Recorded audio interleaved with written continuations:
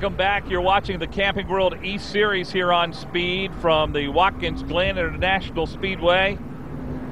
See the pace truck right there? That's the 18 car of Mark Davis right behind the pace car. Where's our leader? Well, he made a pit stop on this caution flag while we were away at commercial break, so he gave up the lead. Should have enough fuel now to run the rest of the way, but yeah, but Kovaluk's in pretty good shape. You were talking about Kovaluk made the first one to come in, and that may pay off for him later as you see some fans really enjoying the day here. And I just hope they have a raincoat with them, because it's been looking like it's going to rain all day long. But so far the rain has stayed away.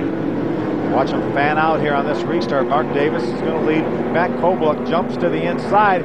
See if he does anything with Mark Davis. Not quite able to do it right there. There you see the 15 of Eichler, 3 of Austin Dillon.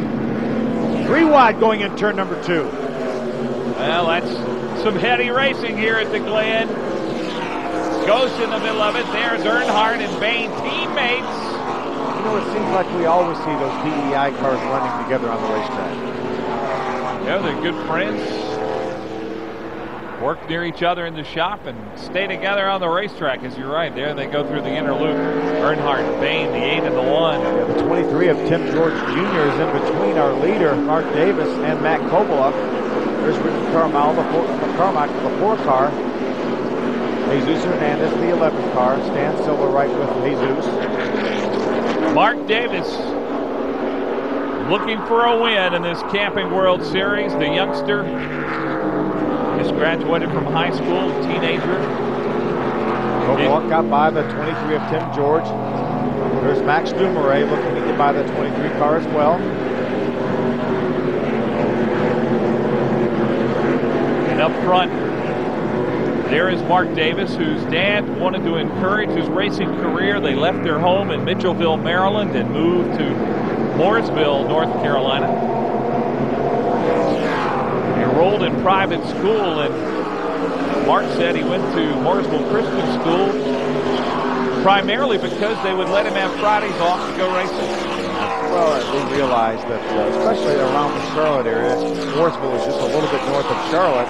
They realized how important the racing business is and the industry is to the surrounding area. So I think it's a great move by that school system to allow him to do that.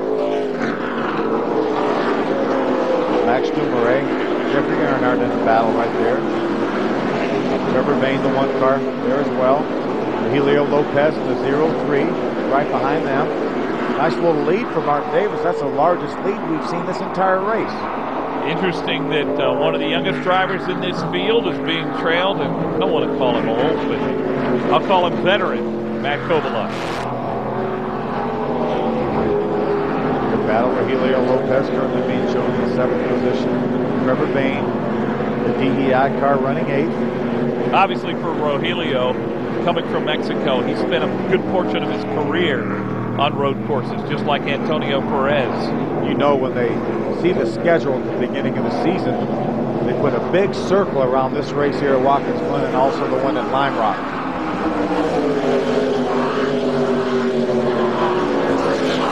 The West Series also has 2 road courses on its schedule at the new Miller Motorsports Park in Salt Lake City, and also they'll run with the Cup Series at Infineon. Right? Always put on a great show there at Infineon Raceway.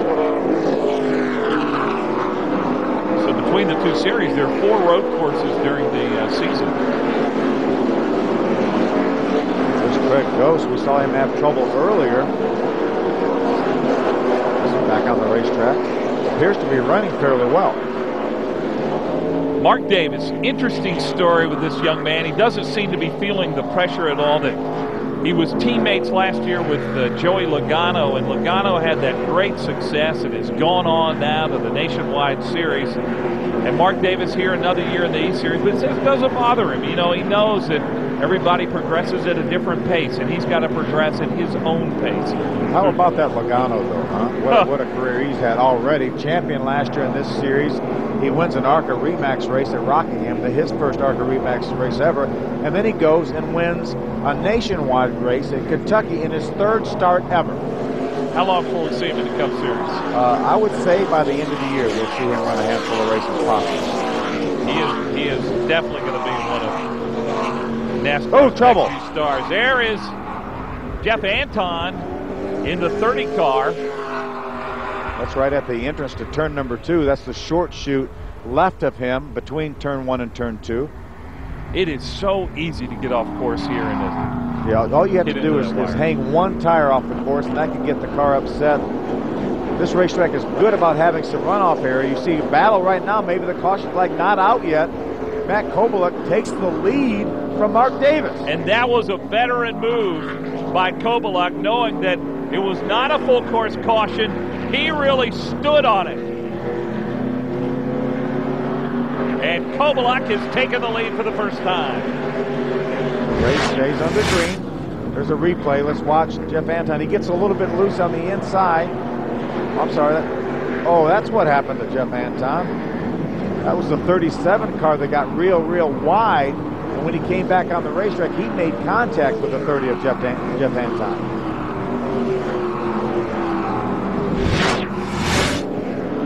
Well, Anton able to continue on around, but there is some heavy damage, not only on the right rear, but over on the left side of that car as well. I think the caution flag is out now. I think it took Jeff a while to get refired. You can see Matt Kobaluk took advantage of that slowdown there to take the lead. Under caution, Mark Davis, Matt Kobaluk been battling for the lead.